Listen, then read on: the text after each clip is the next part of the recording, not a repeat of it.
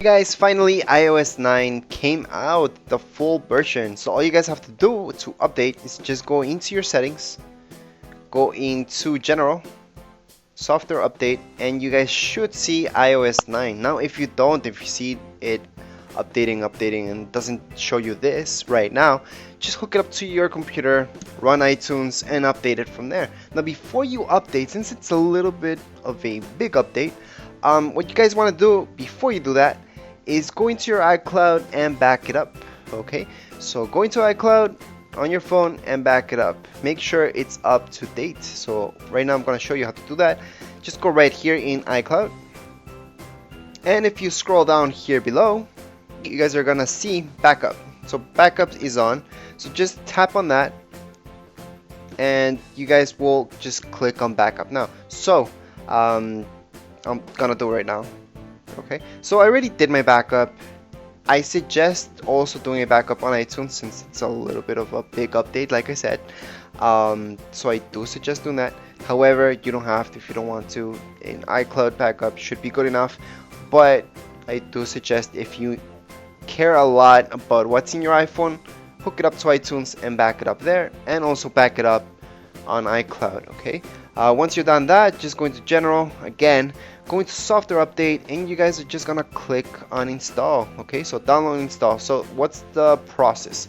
You guys should have a fair amount of battery first of all, and just make sure to always click on agree, and it's gonna begin downloading. So the download time depends on your Wi-Fi speed. I wouldn't do this with or try with any 3G network. Okay, just need a regular Wi-Fi spot. If you're doing this right now, it might be a little bit laggy just because everybody else is doing it, but you guys should be able to finish the whole update and the installing just in 30 minutes. Okay, if you guys are there about 2 hours, I mean, it can happen. I've heard of people taking in 2 hours, so don't worry about it. If you guys are stuck, if it's being more than, let's say, 4 hours, then it's time to do something about it. So something might not have gone the way it should have, so just hook it up to your computer, iTunes, and restore it. So like I said, you guys made that backup, right? So you shouldn't worry if you have to restore it, because you can just load your backup up to it again and you guys should be fine. Just make sure to have your iPhone hooked up to some electricity when you're doing this, because when it's installing and it runs out of battery, you can run to big problems and errors, so you're gonna have to restore your iPhone for sure.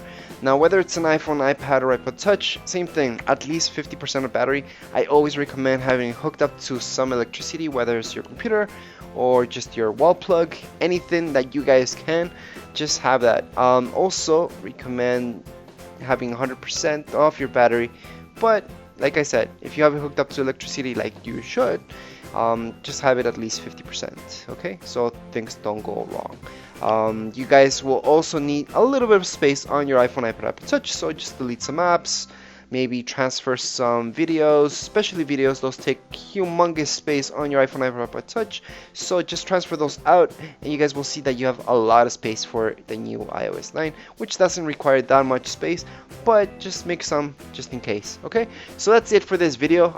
Once this is done, it's not actually gonna ask me for my Apple ID, so that's a question that I get a lot.